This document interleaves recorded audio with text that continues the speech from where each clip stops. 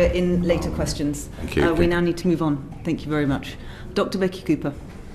Thank you, Chair. So I'm going to continue Ben's line of questioning, really, and I'm going to look at one regulation that has come into force that is mandatory, and that's the soft drinks industry levy, the sugar tax. And as I'm sure you know, it successfully reduced the average sugar content of a can of sugar-sweetened soft drinks by 46%. Between 2015 and 2020. So the number of children being admitted to hospital for tooth extractions would be 12% higher today if this levy hadn't been introduced.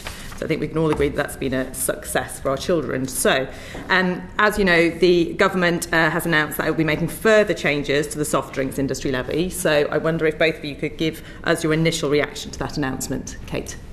Yeah, sure. So with respect to the overall announcement, we were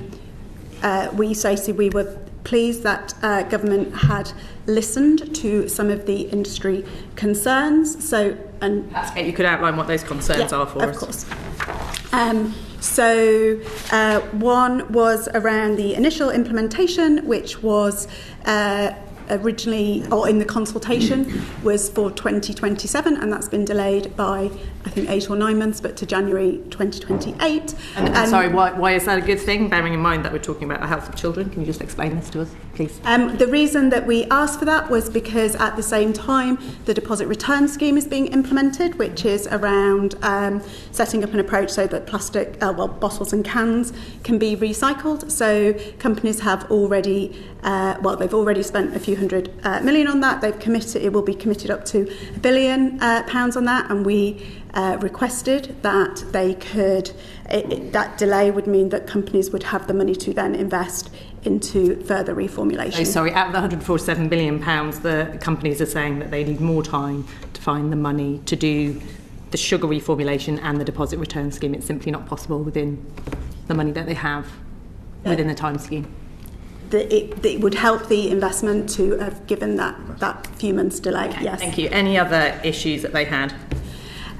So the move from 5 down to 4 grams, the government has settled on 4.5, which I think is still driving sugar down. And when officials talked to companies around the technical issues, so obviously you can go zero sugar.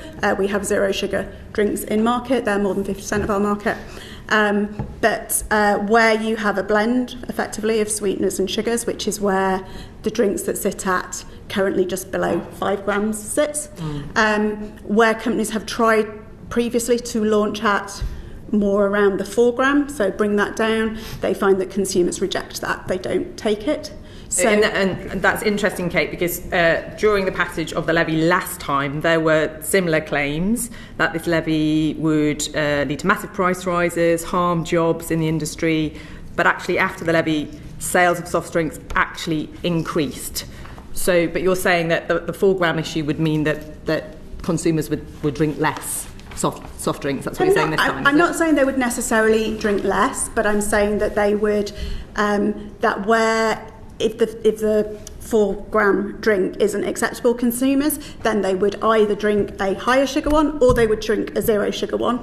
But they would, if they don't choose the 4 gram, that won't stay in market. So it's not necessarily they'll drink less, but they could go higher sugar or they could go zero. Okay. So sorry, just to be very clear for the record, the argument to not go to 4 grams, to go to 4.5 grams, is that consumers then would choose a 0% soft drink, still sold by the same soft drink industry, or potentially a higher sugar drink.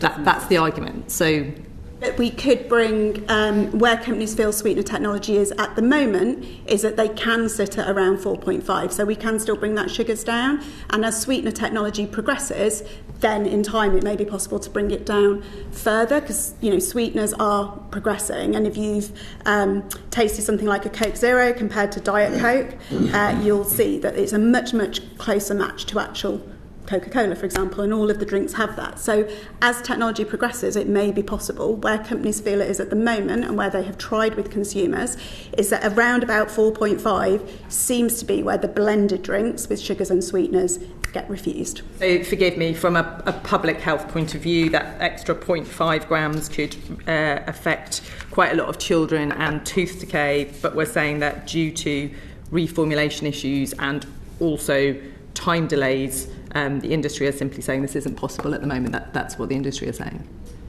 We're saying that we don't think that 4 grams would stay in market, so it wouldn't be there as an option. Right, but the previous levy, that didn't seem to affect soft drink sales at all. So the previous evidence is that actually there was an increase in soft drink sales. So the evidence to me does not seem entirely clear, but we'll move on. Jim, what's your response to this?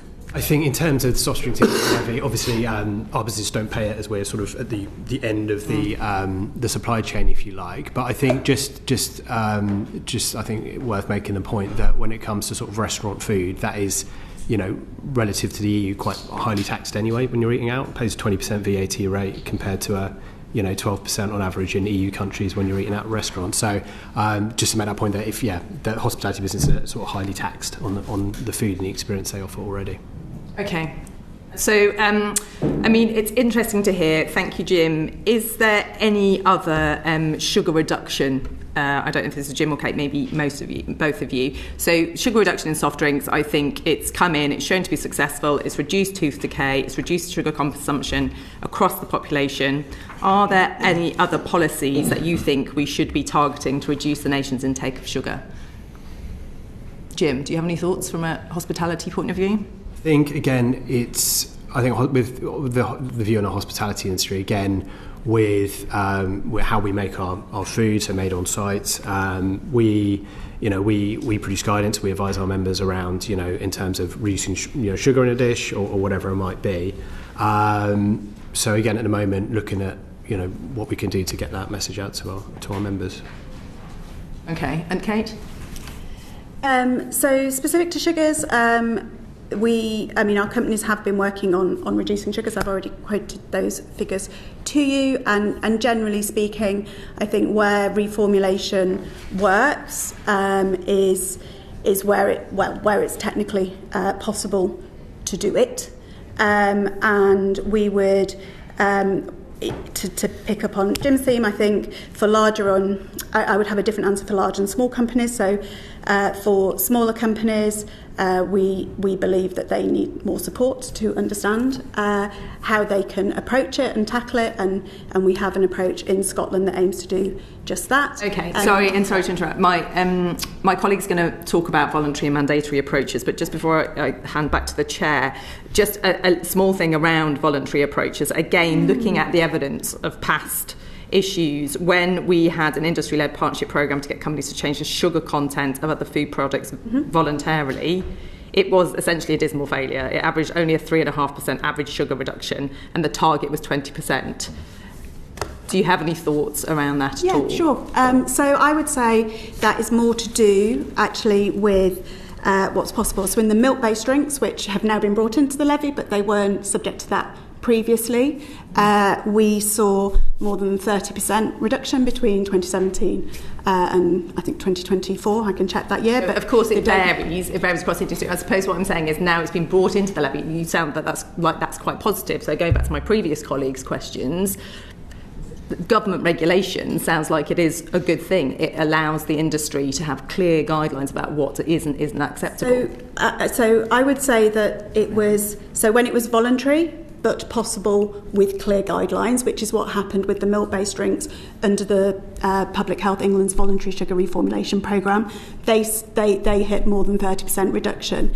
With the foodstuffs within the voluntary programme, it depended where. So something like breakfast cereals saw a 15% reduction, but then yes, something like chocolate and desserts were very low. I can't quite remember what they were actually, but that evidence is all published. So I would say it's where it is possible to reduce the sugar, and targets that are set that are achievable. So within the SALT programme, government worked much more closely, both with third sector and with industry, to understand what could be done within each category. Okay. Sorry, Kate, we're running out of time. I hear what you're saying. Again, the coalition government tried it with the public health responsibility deal. People walked away saying that the industry had successfully weaponised it. I think there's more to discuss around this. I hear what you're saying. I'm going to pass back to the chair. Thank you very much. Alex McIntyre.